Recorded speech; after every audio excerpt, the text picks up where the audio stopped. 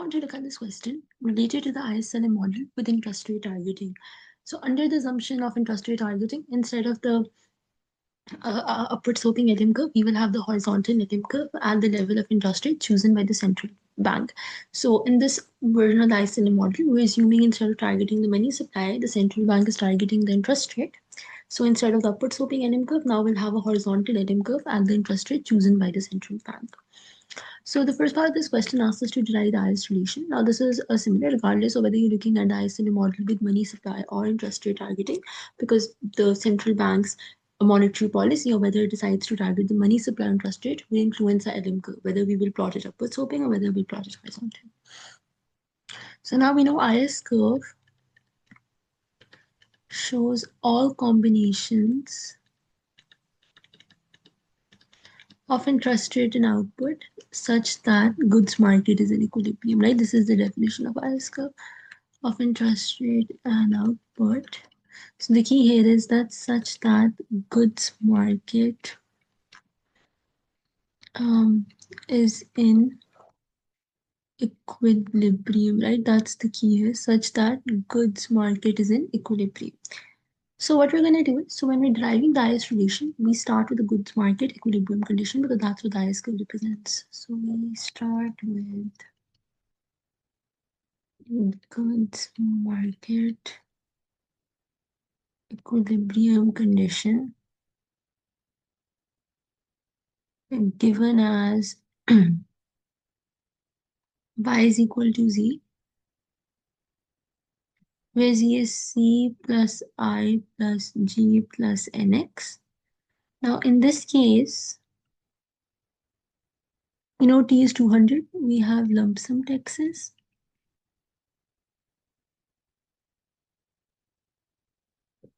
C is given to us as 200 plus 0.25 times disposable income. Disposable income is y minus t. So this is just disposable income. And then we know t is just 200. So if I just simplify this, 200 plus 0.25 y minus 200. And if we simplify this further by just combining like terms, so this becomes 150 plus 0.25y.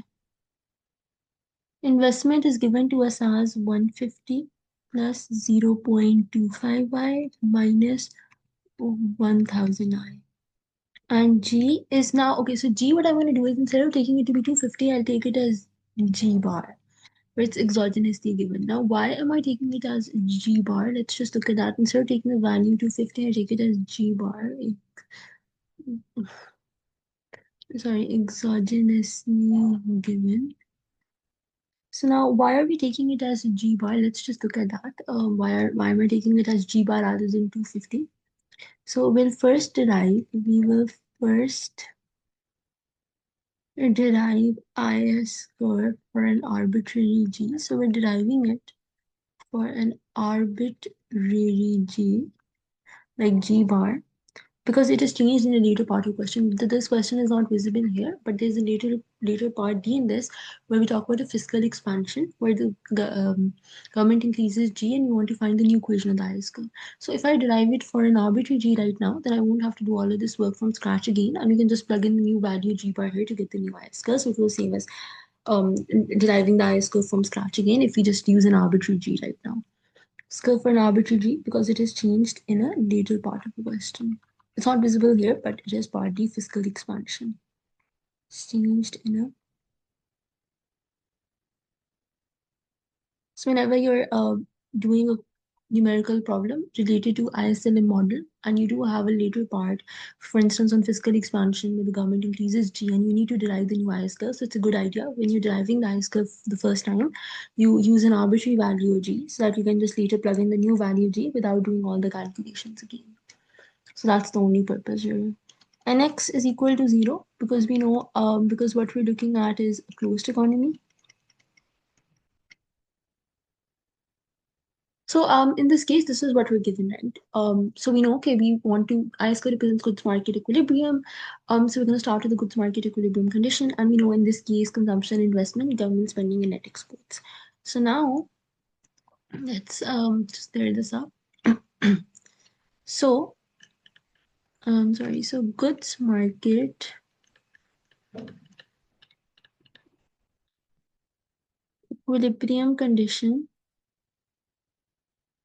given as, so the goods market equilibrium condition is given to us as y is equal to c. C, like we saw, we just simplified it as 140 plus 0.25y. So this is c. So this was c. We simplified this plus investment, which is 150 plus 0.25y minus 1000i. So this was investment. This was our investment function. So y is equal to c plus I plus g, and g is 250. 250. Right, and then once we simplify this,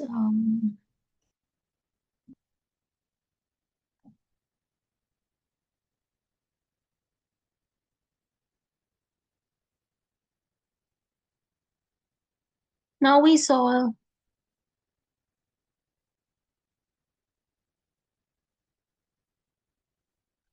so now we can solve for I in terms of y as we plot as IS curve is graphed. So now this is the goods market equilibrium condition. We started off with that because IS curve represents goods market equilibrium.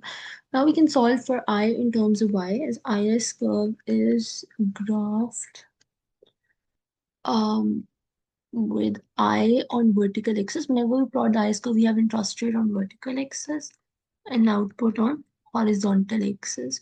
So we can solve for I in terms of y.